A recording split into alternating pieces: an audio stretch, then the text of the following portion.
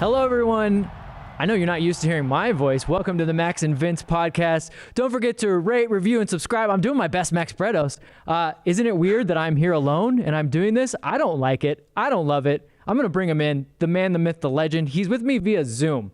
That's how much he's committed to this podcast. He's joining me via Zoom. Max Bredos, how are you feeling, buddy? Wait, you don't enjoy taking the reins there? That's the fun part. I know. You also forgot to say share the podcast. Oh, and share the podcast. Sharing is caring. It is. This is the gift.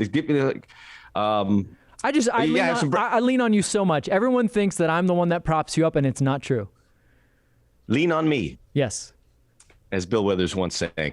I got some breaking news for you. Ooh, breaking news. Let's go. Got some breaking news. Okay. Carlos Vela has been transferred to Club America. I'm just kidding. That's a joke. Dare you? That's a joke. Breaking news. I rapid tested this morning. I'm COVID negative. So COVID's party cannot continue in this house. It can continue somewhere else, but it can't continue here. Well, I'm glad to see from that Carlos Vela joke that COVID didn't give you a better sense of humor. Garbage. Should have let that one simmer a little bit and see what people were thinking. I knew it. She's going. But yeah, here after a week. That was too believable. That was a problem. That was too. I know. It's just like I hear a pin drop. But it's that's obviously I said that and missed a couple broadcasts, which was very difficult, but you've been here at home, making sure to keep everyone safe. Got a great response from everyone, so I really appreciate that. I wanted to answer questions. I answered a lot of questions, and I got a lot of people in the same kind of boat as I am, kind of telling me, well, this happened, and now, well, I go, well, good. You tested, keep other people safe. Yeah, I mean, I don't want to harp on it too long because now you're negative, and we're happy that you didn't have too bad of symptoms. But you said something that I think was really important. You said you wholeheartedly believe that if you had not had the vaccine and had caught COVID, that this was going to be a lot rougher go for you. You did have like one sort of rough day, you said, but you were able to go for a run today. So, I mean, the vaccines, man. And no breathing problems. So, and I did about 30 push-ups, actually like 50 push-ups. You can't do 50 push-ups ever. I did like 3-mile loop around the Redondo Beach Performing Center. I want to tell everyone there's a Miss Philippines contest going on there. It was very excited. People are very excited. A lot of parents dropping off their girls, hoping they could win it. So best of luck if anyone's listening. I doubt they are, but who knows? I hope they are. So best of luck to all the competitors. It was good to be out, feel some sun and run. And look. Were you in the running to be a judge of that had you not had COVID? Nope, was not asked. Oh, wow. Was not asked. Bad call. I mean, you're local. You're right there. Yeah, exactly. Redondo Beach Performing Center is pumping out some good events. They have like a speaker series. They have some concerts. This might be of your, I think Hoobastank and another one-hit wonder from the 90s is playing. Not for me, but maybe for you. How dare you? Do you remember the Hoobastank one-hit wonder? What was it? No, I don't. I remember the name because obviously the name is unforgettable. Hoobastank. Here you go. Hoobastank and Toad the Wet Sprocket. Oh, Toad the Wet Sprocket? Yeah. Oh my God. At Redondo Beach Performance Center. You know, I would go see Toad and the Miss Wet Filipinos Sprocket. 2021. Yeah, they're the intermission between the two bands, right? Yes, but so just to finish that thought, but with regards to that, I felt good, and I hadn't gotten sick in so long. So if I got sick for the first time in a long time, and my body, when your body gets sick for the first time in a long time, is just left open, it just hits you hard. Historically, that's how it works for me. I'm sure for other people. This time, it just never really came to fruition. There was some symptoms, but I was reading some stuff, and I think a lot of people were told, got the feeling, you get the vaccine, you're not going to get COVID, and that's not accurate. You get the vaccine, it can help you in a lot of ways.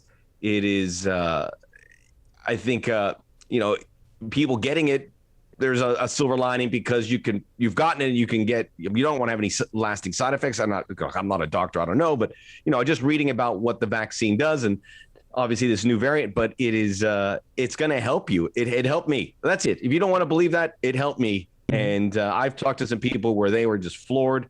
They're floored now. They're bedridden. I got out of bed and I kind of sat in quarantine, stood, did work, didn't get tired again until the end of the day. So that shouldn't normally happen if you're under the weather. What about the smell and taste? Back? You back? Still don't have it. No smell or taste. No? You said I was like, you said you could smell bacon the other day, or was that just your mind fooling you? And apparently it was. Then I tried to smell ginger tea and it didn't. Oh. And this is a little bit off color, I'll say, but I tried to, some flatulence. Hopefully, maybe have kicked it in, but that didn't do it either. So, where do we go from there? No, let's just put a bow on it. Look, Max, we're happy that it'll come back. Yes, we're happy that you have tested negative. We're happy that you're going to be back on the call next week for LAFC versus SKC. And to your point, it protected you against something worse. And more importantly, it protected your family. Your family has not tested positive. So, guys, take from that. Our own Max Bredos, this is the right thing to do, guys. Yeah, protect your family. And I just want to give a warm congratulations or appreciative nod to Sarah Takata and Seth Burton, who helped really steer this on very short notice. We had a game Saturday. They found out Friday morning about this. Obviously, Mark Rogandino, who do double duty. That's really hard to do. And to keep it in the family, because we're talking about, we bring someone in, but, Mark's there every week, and he's part of the Black and Gold family, so it's not really a jarring thing. Not that it was going to be a jarring thing anyway. And then Heath Pierce and Katia Castroena, who worked there and just crushed it. I couldn't watch their broadcast last night because I don't have Bally, but I did watch Estrella with Claudio and Francisco X, which was good. Man, Rogo has so many jobs. I would just felt bad because he's a go-getter, man. You saddled him with just like the 7th or 8th job on his list. I mean, man, the guy's everywhere. Well, do you want to talk? Should we talk about the games now? That was like the happy. That was the happy stuff. Let's start a little bit about Vancouver. You got to watch the game from a different perspective, Max. I'm just very curious of what your thoughts were when you weren't having to call the game. I was in bed on that one, so it was just very frustrating. And I, spoke to. Did it put you in bed? No, I mean, it was very frustrating. That first half, you're like, it was. I mean, you've even seen the game last night. The difference in what they were able to do, working through a defense, and they had effectiveness. This was just flat. The amount of balls that they try to play through that never got through was pretty startling. And obviously that was an outlier, so to speak. I mean, they played well against Portland. They obviously played well in the victory over Real Salt Lake. They played well in the wins at Austin and RSL too. I mean, the road games, it was a little bit more of a grind, but that was a good road performance from them. This first half was, I think you could probably put it there's the worst, at least since early in the season.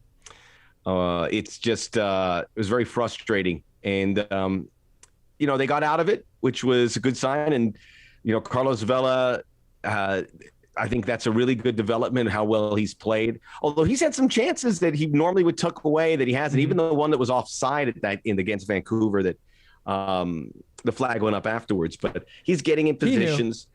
Yeah, and it's and I think something we're going to talk about in a little bit when we discuss both games is the formations and how they best help some players and how they might burden other players, whether it's the 5-3-2 or the 4-3-3. So it didn't really work there, and I know listening to you as well and in the post game that the adjustment to the 4-3-3 in the second half worked great.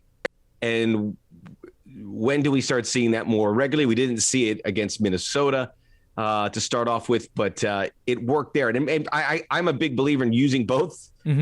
And I just thought that the 4-3-3, it was screaming for 4-3-3 from the beginning. I'm not going to second guess anyone, but I thought against Vancouver, you do want to give that a little more protection in those areas. Yeah, I mean, look, I get it. Against Vancouver, you figure that they're going to do the plan that everyone kind of has, where anytime that they can muck up the game and win the ball, they're immediately going to try to switch play. Especially they have Caicedo, they have Dahome who play high and wide, so they're naturally in those spaces already. So you play wingbacks because you want to fight against that. But Vancouver kind of flipped the script in the first half, and they were like, no, we're going to come at you and we're going to tuck in, and we're going to overwhelm that midfield of Latif and Edouard, and they simply couldn't do anything. So they go to the 4-3-3, and then Vancouver's the one that's kind of put on the back foot, and they're like, okay, our plan to go through the middle areas is not working because LAFC were so good in that second half about going inside to outside, outside to inside. And the passes were just there. Like they know where the next pass is intuitively. Whereas to the point in the Minnesota game, I'm watching the 3-5-2, and I'm going to ask you after I finish if you were surprised that they switched back to the 3-5-2. But I'm watching it, and it just seems like the angles aren't there. Guys positionally are farther spread out, so passes have to be longer. They're easier to pick off. Also, guys are getting the ball, and they're kind of having to take extra touches to get a better angle. I watched the 4-3-3, and the guys just know it so well, and I understand, and I agree with you. Two systems is great to have. It just the one just seems so out of whack, and they played so well that second half. Were you surprised that then they didn't just Minnesota? Minnesota. The first 20 minutes, I thought they hit their spots. I thought they played great for 20 minutes. Should have had a goal. Sharp in that 20 Then minutes. they had a little bit of a dry spell, and then they were able to pick it up here at the end. I thought it was a good, and then obviously the second half had a lot of highlights throughout as well. I thought it was, I was okay with that performance with that formation. Maybe they were stretched a little bit. It does feel like some of the passes are a little bit long, but I was content with that. I talked about it extensively on the post game. I'm talking about it on this week's episode of. I watched football. you on the post game. You did. I heard. Did you not think it was an entertaining? Did you not think it was entertaining style? No, compared to the 4-3-3. You didn't. It wasn't. No. Was that compared to the 4-3-3? No, the interchanges are not there. And to your point, though, I think I could sense your frustration. I think they got a little more. They weren't as sharp in the second half. Those first 20 minutes, I'll agree with you, man. Like Sifu was picking up spots all over the place. He was flying around, but the second half, as the second half wore on, I just want Diego and Carlos still don't seem super compatible as a two, and then Sifu was getting look. When I see a guy like Edward Atuesta super wide, I'm wondering what is he doing? Like I'd never see him like that in the 4-3-3, really wide, having to chase and go find the play, and that's where I wonder, like, you're in a positional sense, but now you're losing that positional system, and that's why I like the 4-3-3. And then Diego getting lost. He can play make a little bit, but I don't like him as a playmaker. But is it because there is no other playmaker besides Edward out there, and Carlos is trying to get behind? Well, that's the problem with the 5-3-2, and I'm not, telling you something you don't know, but that third person with Vela and Rossi would unlock some of that. No, they should, but that's not Sifu. Sifu's a dribbler. Sifu's a crasher. Sifu's kind of going back and forth a bit. Yeah, he's got a couple obligations. Right. Well, that's the toughest spot to play in this. It's both the freest role and probably the toughest one to play in that entire setup, right? Because you're expected to be a good passer in some instances. You're expected to be a connector in others. You're expected to get on the ball in space and be able to drive the team forward dribbling. And I think Sifu can do all those things to a reasonably high level. It's the passing that is not always to the level that you would need for someone like that. But do you think the passing would be more effective if he was in the midfield and say it was Rossi, Baird, Vela? I do, because I think that the three... Why? Is it because the passes will be shorter? And obviously, this is for Sifu's control. Yeah. And obviously, he could connect from Atuesta. But to me, that's big. The one who benefits the most from that, for me, is Diego. Mm-hmm. Of course. No, because what I was going to say, the reason why is when you have those three, they really pin back a back line, whether it's 4 or 5. Teams will play 5 against us at times, but they kind of space that back line really well, especially when you have just a central 9 that holds the 2 center backs, or sometimes 3 at times. And then Sifu can get between the lines, and he's basically playing those through balls. Like the through balls I think that's what I'm missing. Maybe that's why it's not as pleasing to me. The through balls are not there. We are a through ball master. And we have not been this not against season. Vancouver. We weren't. These things died. They got they got better against Minnesota. Just connecting some of the lines. Yeah. And that's the worst part about the Vancouver games. Those things were not getting through at all. And that was really frustrating from a viewer's perspective. I think in some instances in the Minnesota game, the disconnect is there, where you see 5, 6 guys all the way back with the wing backs, and then you see Sifu, Rossi, and maybe Kim getting in there, maybe Raheem getting in there. It seems just a little disconnected. They don't seem to matriculate up and down the field, even in instances when they want to play direct. They don't seem to have the right spacing even in offensive transition. Well, we've also said, as we go over the formations, we've said this, that the strong point right now for LAFC is their depth in fullbacks, where you have Kim Moon-Hwan, who has been fantastic, and his first touch continues to be one of the best things this club is doing this season. Mm-hmm. It is Palacios who's starting to get in there. It got a little sloppy at the end. Then Marco Farfan, who is a left back who could play on the right, and then Tristan. Mm-hmm. So I guess we should mention those. Eddie couldn't go. Jesus pulled out because of a hamstring discomfort. So in that case, they had to go a little bit out. I mean, if you want to go 4-3-3, you need Eddie and Jesus, or Eddie and Tristan. Yes. And then you go, and then someone, I would imagine it would be Palacios and Kim. Well, I did talk to Ben Chi. So starting next Wednesday, I will be referring to him as Moon on the broadcast, because he is accepting of that nickname, if you can call it that.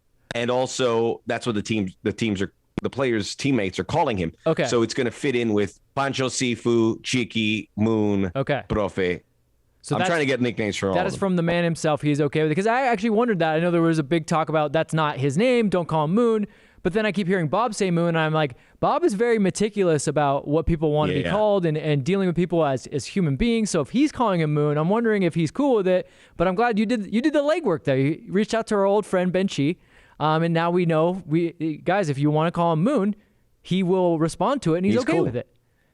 So when I say that if we go to the fourth, Marco Farfan obviously moves to the bench, but I don't think they want to. I think they like him. He's just can't log minutes. I mean, the last couple of games he's been right in the crosshairs of when opponents scored. Yeah, but I mean, what incredible. Maybe he doesn't need to. I don't know if he needs to sit one out. I'm basing it on there that they obviously like him, and the coaches know the players a lot more than I do because they're training with them every day. But again, we didn't have Chiki Palacios here with the team, so I just think about the team. I just don't. There may be an issue. They don't want to put one of those guys to the bench. Well, but think about the teams that play a 3 center back system at a high level and an attacking level. Not the teams that bunker. The teams that play at a high level. Manchester Cities, the Chelseas. They always use 2 center backs and then some kind of tweener fullback. It's a Kyle Walker. It's a Cesar Azpilicueta, which I definitely butchered that name. I apologize. But Marco Azpilicueta. I know, it's just there's too much there. My tongue. I need to warm up to it. Azpilicueta. Okay. Marco Farfan is that Basque? Yeah, I think so. Yeah, it's got to be. Marco Farfan though is that kind of tweener where he can kind of do both. I think where I'm missing Marco a little bit is I want him on the ball a little bit more. Like if you got 3 center backs, normally you're outnumbering the amount of guys that are pressing you. So get on the ball a little bit more. Marco has quality on the ball. I know that they're not necessarily always asked to drive forward as center backs, but I think that it's a weapon when you have 3. You got to have one that's a passer, kind of a guy that can get you out of dodgy situations. And that might free up guys like Latif Blessing and Edward Atuesta to get into positions that can move the play along quicker instead of having to come so deep. Yeah, it's just to talk about some big picture. Obviously, that's all in there. But I just want to go over some big picture things about these 2 games and our season, because we're kind of reaching the halfway point. We are. We're almost, after you call this game on Wednesday, we'll be right at the halfway point. It's crazy, huh? And it's a weird season. There's a lot of breaks, but we made it. Congratulations. Yeah. So, all in all, LAFC, a positive team, with results-wise, very mediocre. That's what it is. Many wins, losses, and ties. So we have a pretty good idea of what they are. And I know we've talked about putting teams away. And Minnesota, we can be critical of what happened at the end. I want to say it's. Look, I've called thousands of soccer games, thousands. The goal that LAFC allowed against the Portland Timbers and the goal that they allowed against Asani Dotson against Minnesota, those goals rarely happen to a team once a year, let alone once every 2 years. Just a bang, bang, freak of nature, perfectly hit ball into the back of the net.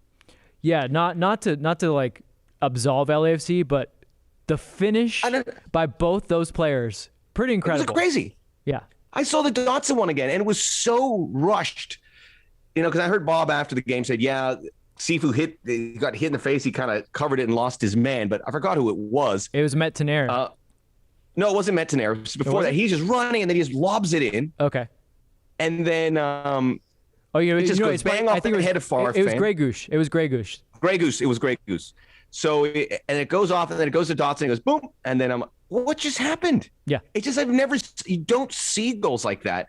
And then the other one where it's Sebastian Blanco, and LAFC had one defender in the area on Felipe Mora, and it goes bang, bang in. Perfect header. I'm like, You don't see these kind of goals. So I just want to say, if LAFC keep allowing this, I don't know if there's anything that they could do. Yeah. I don't know if it's to me, it's something that it's cyclical and it comes back and maybe they score one of them, but they're not going to get these goals scored against them. And that's 4 points right there. Mm-hmm. Yeah. I've never seen it. I honestly, I've seen both goals over and over again. I go, that is such a freakish goal. Well, that's a video game goal. You're hitting on something that I kind of brought up today on Twitter, and a lot of people were saying, I said, look, I may agree with some of this, but for right or wrong, every time a team gives up a goal like that, the first thing I hear is that team needs leadership. And I ask people, what do you mean by leadership? Because to your point, Max, I agree with you. That ball just kind of sits up and he finishes it. You could say that LAFC should have finished off. Minnesota never put themselves in that situation. I 100% agree with that, but no one tells me that you need leadership when it comes to finishing off goals. It's always about stopping them, and those chances were like 1 in 50 chances. Hassani Dotson's never scored a goal like that. No. And I apologize, but there's no way he's just turned around and goes bang, and that ball's in off his foot with a bolt. I want you can finish your thought out, but I just want to add, the problem with LAFC is they've got to put that game away, and we want to see them put that game away. And they had the chances. Sifu's got to one-time that ball, and there's a couple other ones. Rossi had a shot. Put it 3-1, put it out of reach. Mm-hmm. And this team, this is my point about the halfway mark, is we haven't seen them put a game away. They haven't been put away either. They're in that middle ground, which for better or worse means you've got to watch these games till the final whistle. This is LAFC. Yeah, we're waiting for this 4-1 victory. I don't think it's going to happen. It might be a weird little circumstance, but this is how they. And look, they've gotten good results playing this way, but this is who they are. But they're going to have to work their tails off to win, and they'll pay a heavy price if they don't give it 100%. And I think that effort is a testament to what they're doing, because they could have. These things could have gone, pear-shaped, as they say. Well, they've never been quickly, fully out of a game. Could have been a lot bad results. Right? They're never out of a game, and they're always in a game, but so are the opponents. No, that's true. But it's an interesting middle ground that they live in. But they're consistent, man. Yeah, but it's a point against people like me that are like, why can't we just change to 4-3-3? And the coaches would look at me and go, what is so bad? Little tweaks here and there. And I think to the bigger point, the biggest point is still putting teams away. Obviously, you're right, Max. They're a middling team at best. They haven't put a team away in terms of putting teams maybe away. Austin. But we have to wait, right? Right. And look, you could be putting teams away right now, but really, when it's really going to matter, if they start putting teams away when it's October, November, I'll be much more excited than if they were doing it now. Like, if this is a case where they're building towards something and little tweaks and some players coming in, maybe some moves happening, that they're going to be, hot when it matters, none of us will care. But my bigger point, to kind of go around your point about, finishing teams, is just like, what do you mean by leadership? And I have people telling me, like, and I'm not totally, look, I don't totally disagree, because I thought after this game, this is one of those games where, like, maybe you just shut the doors and go, like, guys, let's look in the mirror, like, what's going on? We really got to bear down, because we're not blowing teams away anymore. So, guys, we have to be focused on every play. We can't let a throw. This is us. Yeah, we can't let a throw and crush us like it did in Portland. But against Minnesota, people are like, well, a leader would have told everyone to be back. It was 6-on-4. 6-on-4. And that ball bounces up to Hassani Dotson and he finishes it. And to Bob's point, I agree with Bob. He's like, yeah, maybe Sifu could have stayed with him instead of thinking he got hit in the face. Maybe Farfan wins the header and it doesn't bounce the way it bounces. Maybe Kim. And so you're stacking them more and more and more, and maybe. And it just goes to prove the point that a lot of people don't want to reckon with. But it's the reason why I love this sport so much, is a lot of this stuff is random and it can actually kill you in the end. But that's why you got to put teams away, because you cut through the randomness. You make those margins bigger. But soccer's random. It's complete. It can be completely random for the most part. The randomness is pretty fair, though. And I think you got to remember that. So when we're in September and something bangs off a defender, goes for a goal, we win in the 95th minute, remember, we're probably due when those things come around. You don't keep getting hit. I looked at the play. I looked at that goal 10 times, and I was like, what could you possibly have done to avoid this thing? This guy, a wing and a prayer, bangs it, and it flies into the net. I mean, it was probably the best struck ball he's ever hit. Yeah. One of the best struck balls I've seen all season. The goals, by the way, at LAFC games lately, insane. Yeah. No cheapies, no penalties. I know that chip Carlos had to finish off Tyler Miller, man. He put that the only spot that Tyler had no chance, and he just floated it so perfectly.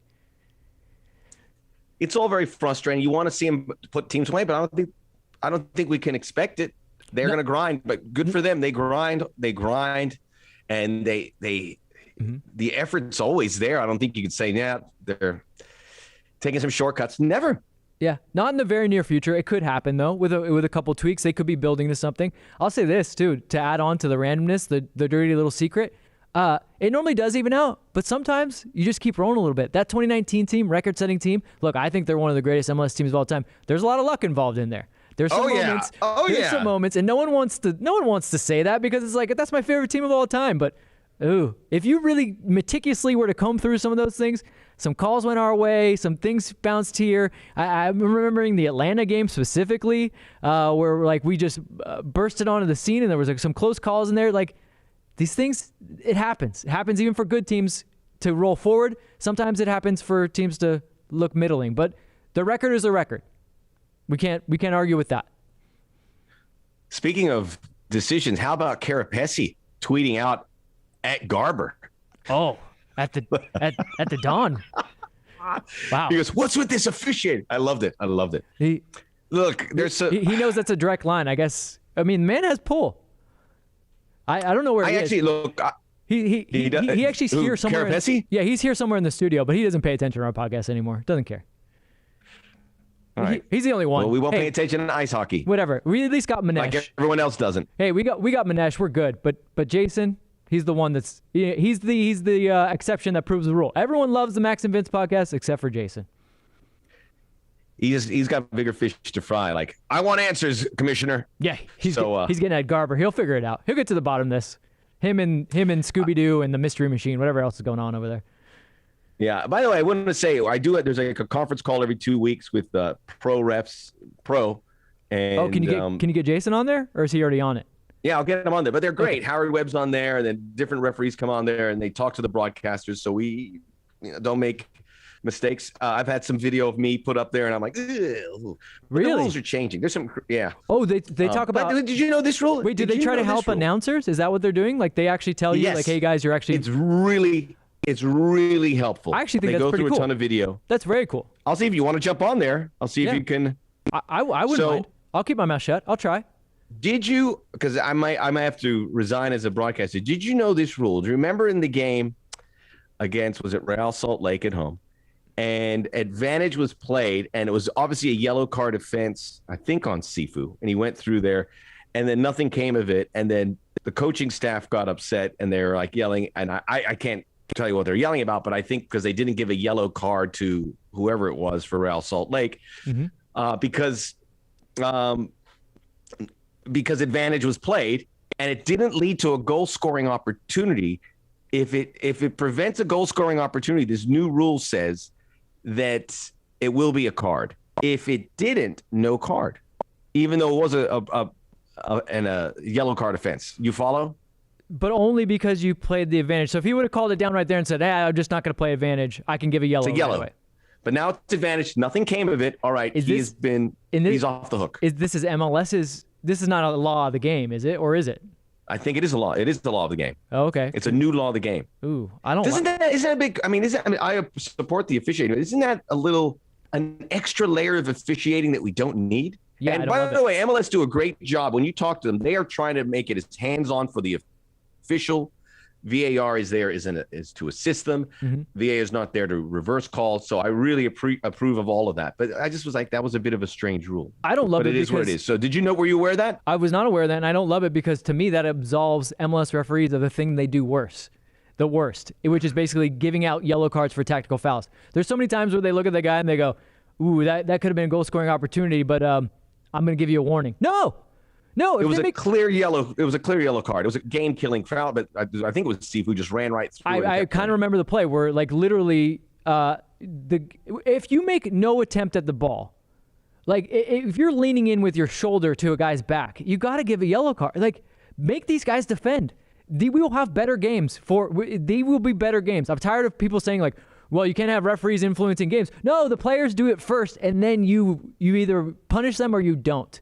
But you know what? We have not punished them for it, and for that reason, we get teams that say, you probably got 2 or 3 good ones until you're going to get carded, so why don't you foul? Well, like, anytime a player gets by him, foul him. Like, we've taken tactical fouls to a whole new level in that way, and I love it. I knew this would fire you up, but we're probably losing listeners when we start talking about laws of the game. Referees. So what else do we talk about these games? Obviously, it's frustrating.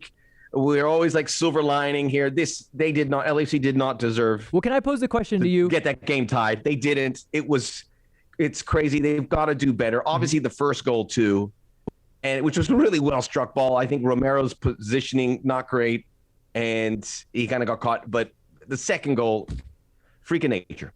Well, that first one, you that, can't put yourself in this situation. Yeah. His positioning not great. Put the hammer down. But to Reynoso's credit, to go from kind of miscontrolling the ball for a half second to falling on your butt and burying it into the side net, ooh, that guy's good.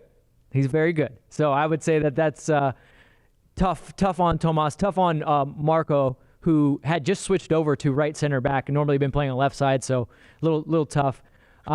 Before we go, I want to pose the Twitter question to you. Wait, before I start, I just want to say one last thing. Substitutes in the Minnesota game.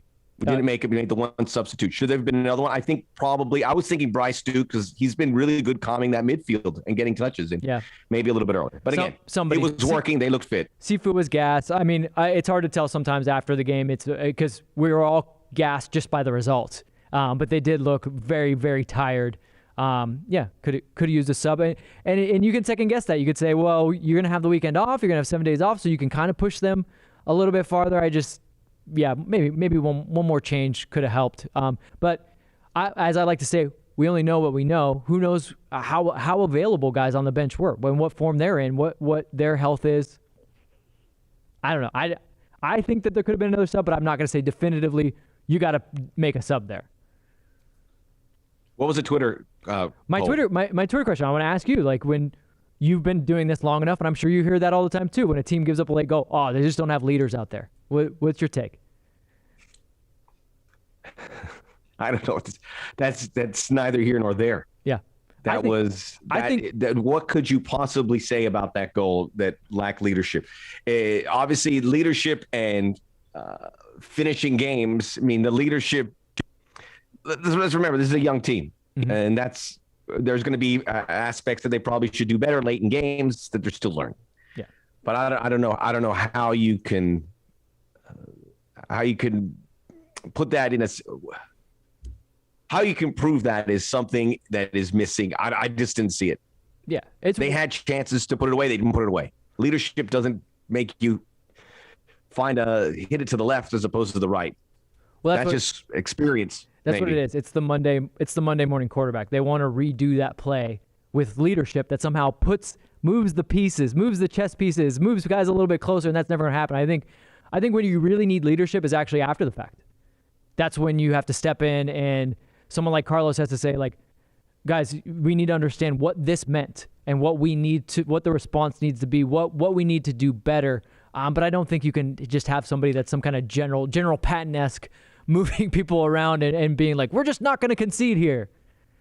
Leadership was evident after that terrible first half against Vancouver. They responded. And even earlier in the half where Carlos says, all right, I'm going to show you my leadership, and I'm going to get this goal. And we're going to cut this lead in half. Second half, they responded. Minnesota game, by and large, they responded. And should be here with 3 points, somewhere near third place. But throughout this, one loss in 5-6 games? Yeah. So it could be a lot worse. Carlos has scored in 4 straight. Carlos, Sifu's clicking. Carlos is clicking. Yep. Defensively, we've proven we can score goals. Obviously, we've proven we can concede goals, but we're scoring more goals, which is more LAFC. 4 goals in 2 games. We haven't done that all year.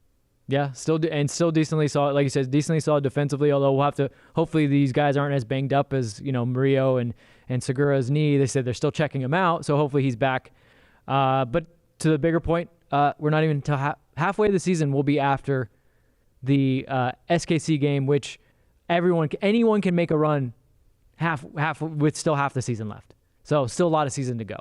But I think as we turn the page on that, we have to talk about the big news that, we didn't plan the podcast to be necessarily on Thursday, but I'm kind of glad we did, because that news about Mark-Anthony Kaye, if we would have missed that. No, I told you, let's do the podcast on Thursday. Oh, so John told you? Why didn't he give me a call? No, I just did the math. We had 2 games this week, so why don't we do it Thursday? Oh, okay. After the Wednesday. But that was kind of out there. That was swirling. So I felt like you knew that we knew that there was going to be moves. Did you? Were you I know surprised? Everything, Vince. I know everything. Okay, Vince. then you weren't I'm surprised. just not here to break stories. All right. Well, I'm going to say I was surprised. I'll let others do it. I was surprised. I don't know. I don't know, Vince. I don't. What's your take on it? It's and I know people don't want to compare to Walker Zimmerman, but it was the same price tag, right? That Nashville gave up.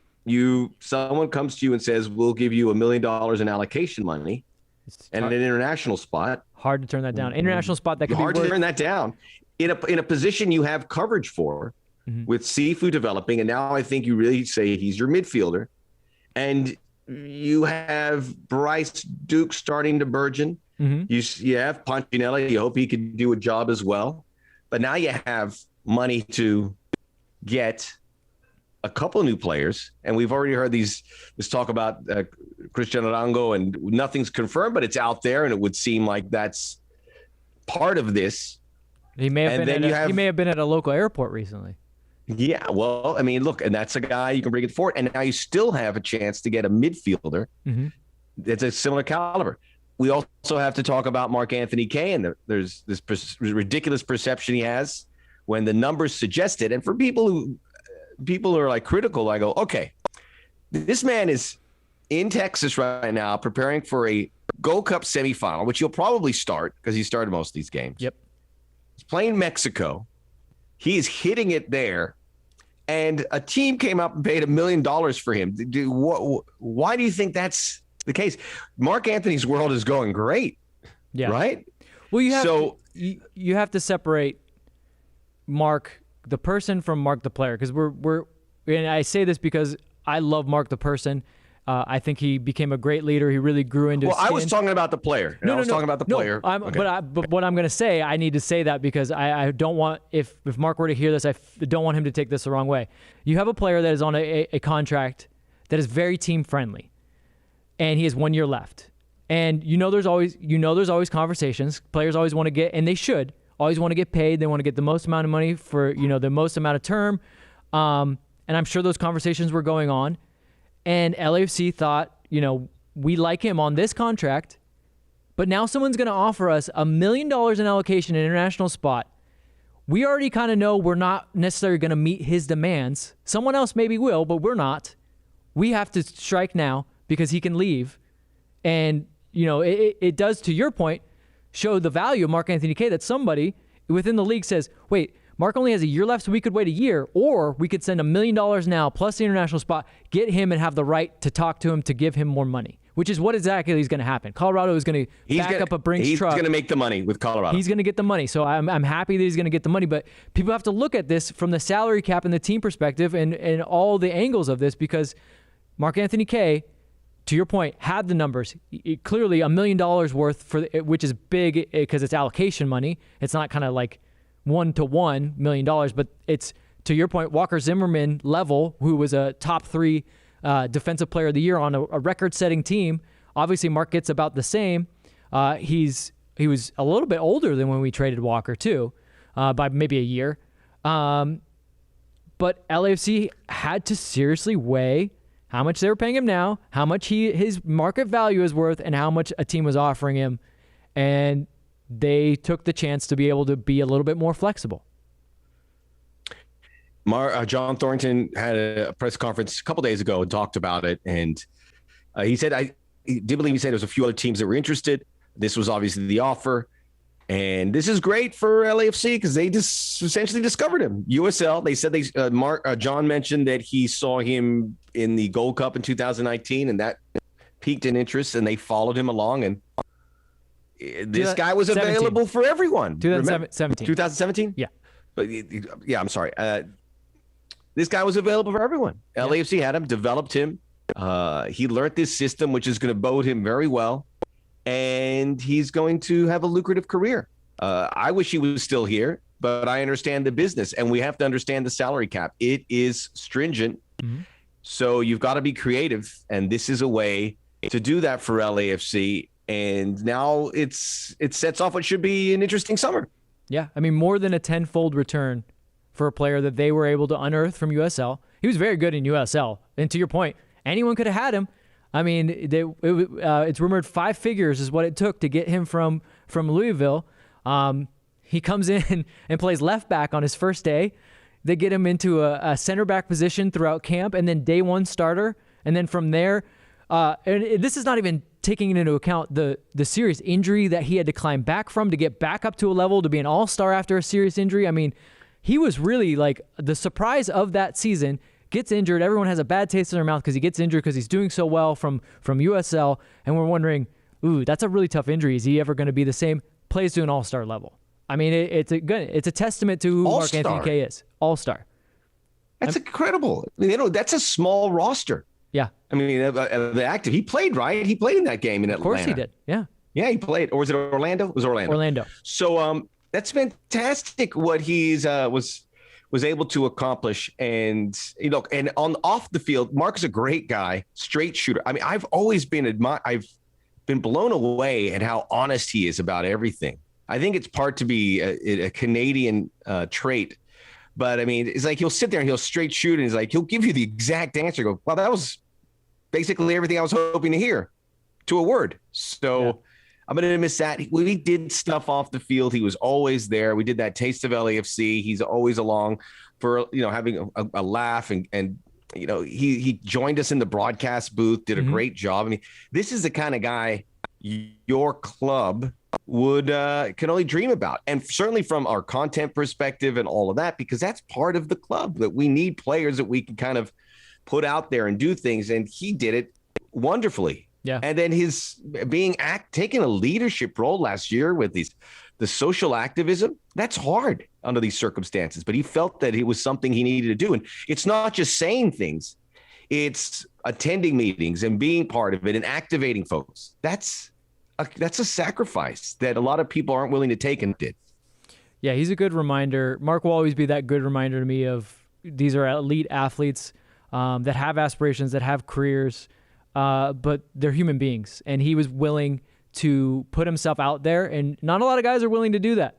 I wish more would, but not a lot of guys are willing to be the guy that's like, look, I'm a human being, I have emotions, I have feelings, and I can lead with these emotions and feelings. And to your point, I always loved him when you'd ask him a question, and he would stop for a second and go, you want the real answer? And you go, yeah, of course I want the real answer. Sure. But he was always more than willing to give the real answer, but he'd always just look at us or you and I and just go like, well, you want the real stuff? We're like, please, Mark, just give us. He goes, okay. But he was always more than willing and open to do that. So I will miss him a lot. But the bigger point is, there's a bit of a logjam. It's a compliment to the type of player he is. It's one of those weird ones or not weird ones. I think there are more trades or transfers where it really helps out both teams. But this felt pretty even. Like, I think both teams are really going to be helped out because Mark's a centerpiece. That midfield in Colorado is going to be something. Well, I think Colorado, because the fans right now are going, wait, we just money? Well, what do we get in return? We'll find out later. So it does help both teams. But Colorado's got to be pumped because now they have a really good midfield with Acosta. I would also imagine that they're expecting maybe their roster to shake up a little bit like everyone else's. And maybe some player that's there now isn't going to be there. Mark-Anthony Kaye slides into that. So they probably saw it by necessity, which is kind of what we're doing now, because that's like the first, I guess, shoot or drop, but we expect stuff to happen here. Yeah, we Charango. had a definite log jam in that midfield. That's it. It's the log is jammed. Yes. Yes. So you got to unjam it, right? Because that's how it works. Yeah. From my lumberjack days, we always say, like, can't get that log jammed in there. You got to unjam it. By the way, wasn't that in the Big Lebowski? Wasn't it that the Germans didn't have a thing called log jamming? Was it a song? Probably. It made me laugh. Oh, that was the adult film that they were in. Remember Big Lebowski? Log jamming? Right. Leave Was I not supposed to say that? It's part of a movie. Leave it to Max to take us into that place. Well, should we? I think we've covered. It doesn't make any sense. It's a silly name. Yeah, actually, it makes perfect sense. But we won't get into that. Bad. We won't get into that. But you know what doesn't make sense? The Germans with a sense of humor. What? Yeah. Did I just? I went there. Good. Don't do it. Yeah. Please don't. Just wait. Say Kraftwerk. I love Germany. Yeah, I know you do. Kraftwerk's your favorite band. Oh yeah, Kraftwerk, the greatest band of all time. Yeah, tell I'm the story, the operator of my pocket calculator. And then tell the Dr. Dre story. 5, 6, 7, 8. Wait, but Dr. Dre, who go do the full Kraft. He sampled. They all sampled him, and then he goes, "Oh man, this is the best band out there. Look at them, and look how ahead of the time." That was Dr. Dre's words. I'm just saying, if you run into Max Bredos at any point out and about and bring up Kraftwerk, he's legally obligated to say Kraftwerk in a very nice German accent, and then tell you the Dr. Dre story about how they're the greatest band of all time. The two always go together. Right. I feel like if someone cuts you off in the middle of that Dr. Dre story with Kraftwerk, you might explode. It's good. We once performed at the same time for a crowd in Frankfurt, Hamburg, Munich, and in Dresden, in the East German. We all performed. We were connected by computers. You know, I'm going to have our social media team put lederhosen on you and you get you a silly Don't. hat. Oh, you did this to yourself. You did this to yourself. Okay. Was there anything else? Anything else you want to cover? You've had a lot of time. Well, how do we unjam the logs? Do we? So I don't know. I just as fans, we got to look at think. We'll got to see. This is going to be a very interesting couple of weeks. That's what I would say. Yeah, the window closes. It has to be, right? Well, the window for actual transfers closes very soon. You can still get players that are out contract, which there will still be from Europe and other places. You can still get players within MLS. But yes, this next couple of weeks is going to be pivotal on what this team is going to look like as they try to get hot going into the playoffs. I mean, that's basically all it is. I think I'm good. I'm hoping to get to Las Vegas on Sunday for the Gold Cup final, but only if it's USA Mexico. I Max, have to work. You just recovered from COVID. You're going to go to Vegas? Yeah. Is that crazy? Ride the lightning. That's the Max Bredos I know. Come on, man. That's crazy. I got to live. I've been sitting in this place. I know. For a week. You know what? For everyone that does not know Max Bredos the way I do, the fact that he had to sit in his house and not be able to do much is probably the worst punishment that he could have had. So I gotta know that you're itching to get out. Yes, I will say just sort of decompressing and doing nothing was good for a couple days. It was good for my body. I needed to kind of just go. Did you pick up any hobbies? You learn how to meditate? No. It's terrible. I should have done a bit more productive. Should have read a little bit more or whatever, but I don't know. I just read. It's all soccer all the time. My son started calling me COVID man. I had to alert. Look, I had alerted everyone. I called my son's basketball team and said I can't coach. And you coached him on the win. Did you coach him to win? Did we get a win? The week before they lost by 4. Apparently the game since they blew the doors off everyone. Since I wasn't there. So what's the variable and there? My son wasn't there either, so I don't know what that means. 2 variables there. Bredos variables. He was negative, but he can't go out. Yeah. See, you're doing all the right things though, Max. Thank you. You're welcome, Los Angeles. Well, I think that's going to do it for the Max and Vince podcast inside LAFC. Remember to rate, subscribe, review, share. Max, did I miss anything? No. Okay. Well, I will tell you, Computer Love, Computer Liebe in German. Very, very nice. Thank you for that little German tip. We'll be back next week, normal schedule. So that means Max and I will be in here on Monday doing this, which means it'll drop Tuesday morning. But we thank you for hanging in with us. And look, it worked out. We got to cover the 2 games and cover the trade. If we would have done this on Monday, we would have missed all this stuff. So maybe there's very true. I think we got everything we needed to. I think we did. I think there's a silver lining there. I'm just glad you're healthy, Max. I can't wait for you to be back. This is not fun. This is not fun over the computer. Oh, you're having a great time. We'll get it back on. We'll get back on the rails, and the fall's going to be good. All right. Well, you heard it from the man himself. He's healthy. He's ready. He's raring. He's ready to go. He's done push-ups. Did 30, maybe 50 push-ups, maybe 1,000. Who knows? Oh, he's flexing. All right, guys. We'll see you next week. Oh, yes! They knocked on the door, and they finally kicked it through.